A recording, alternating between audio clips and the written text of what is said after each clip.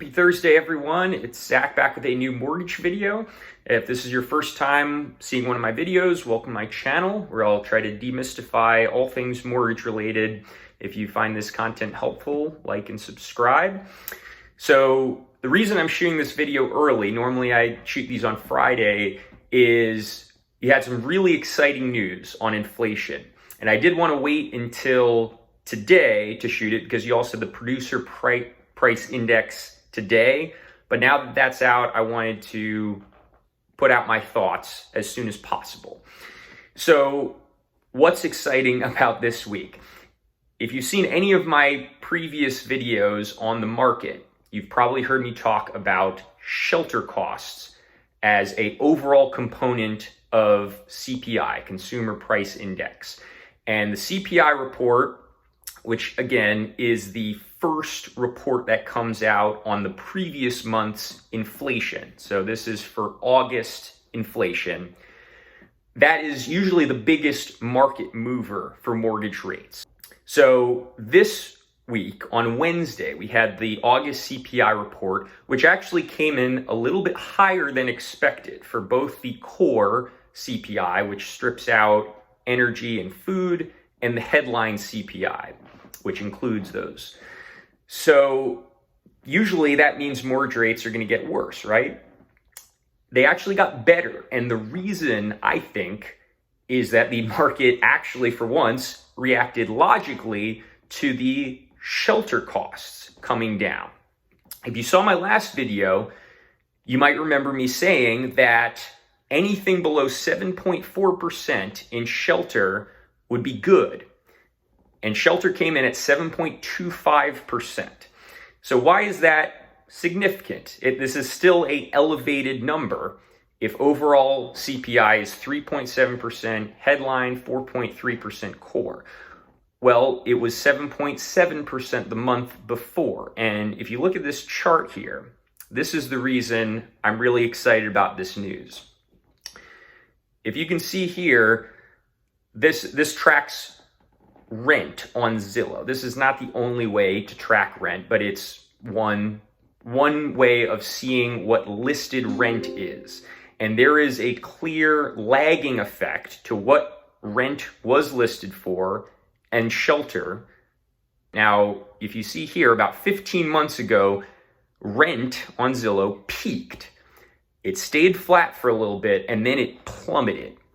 So the past few months, we've seen shelter come down from 8%, but very slowly. And now finally, we saw a big drop from 7.7% to 7.25%, which tells me, because from following this, I wasn't even sure if this was really a worthwhile leading indicator. This is a pretty good indicator that it is worth following. It's probably not going to drop quite as rapidly as Zillow rent. As you can see, it didn't go up as rapidly as Zillow rent, so unlikely to come down quite as rapidly. But we should start seeing drops of 0.4, 0.5, maybe even 0.6% each month. And what this means is if we continue to see these kinds of drops, we should have shelter where we want it to be, which is ideally 2% or lower by middle of next year or end of next year at the latest. And this means that most likely mortgage rates have peaked. So once we have shelter down under control, as you can see, this is making up almost 50% for core CPI of the overall inflation. So once that's down to 2% or lower, overall inflation should follow that, in which case we should start to see the Fed cut their rate, which is great news for mortgage rates. So we saw mortgage rates improve despite the slightly hotter than expected overall inflation. I'd like to think it was because of this shelter data. Rates have gotten a little bit worse today because of higher than expected PPI, Producer Price Index. That means retail sales are still elevated. But again, shelter, I think, is the most important thing to be following right now. If that changes, I'll certainly let you know. But again, really good news and something that I'll continue to track.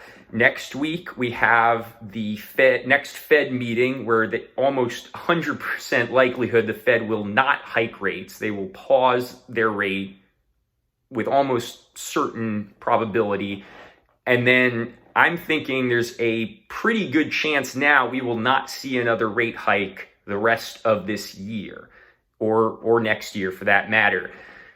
We'll see how the other reports come out. If this trend reverses and I'm wrong about this relationship between rent and shelter, then things change. But as of right now, again, really good news for mortgage rates and inflation overall.